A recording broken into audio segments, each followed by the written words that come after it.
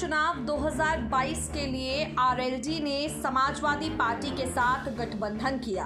जयंत चौधरी और अखिलेश यादव चुनावी मंच से एक साथ भारतीय जनता पार्टी पर निशाना साधते हुए नजर आए। हालांकि जयंत चौधरी के इन निशानों ने ना तो उनकी नैया को पार लगाया और ना ही समाजवादी पार्टी गठबंधन की।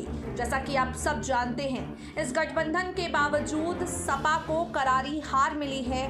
भारतीय जनता पार्टी पूर्ण बहुमत के साथ सत्ता में आई है।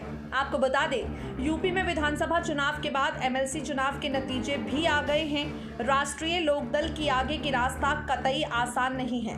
विधानसभा चुनाव में आरएलडी ने 8 सीटों पर जीत दर्ज कराई, लेकिन एमएलसी चुनाव में सपा के साथ गठबंधन से चुनाव लड़कर आरएलडी को करारी हार का सामना करना पड़ा है।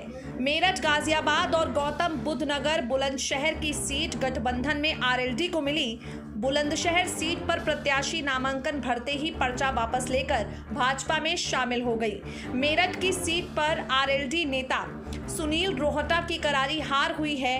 नए संगठन बनाने के लिए जयंत चौधरी साल 2024 की सियासी जमीन तैयार कर रहे हैं, लेकिन सच्चाई ये है कि ये राह आसान नहीं है। पूर्व केंद्रीय मंत्री चौधरी अजीत सिंह के कोरोना से हुए निधन के बाद उनके पुत्र चौधरी जयंत पर पार्टी की कमान है। जयंत चौधरी आरएलडी के राष्ट्रीय अध्यक्ष हैं। किसान आंदोलन के बाद वो अपनी पार्टी को धार देने में लगे हैं।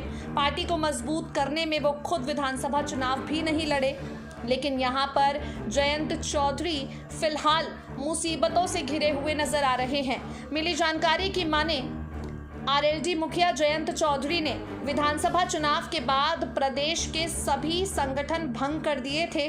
संगठन भंग होने के बाद 19 मार्च को प्रदेश अध्यक्ष रहे मसूद अहमद ने जयंत और अखिलेश के खिलाफ बगावती तेवर दिखाए।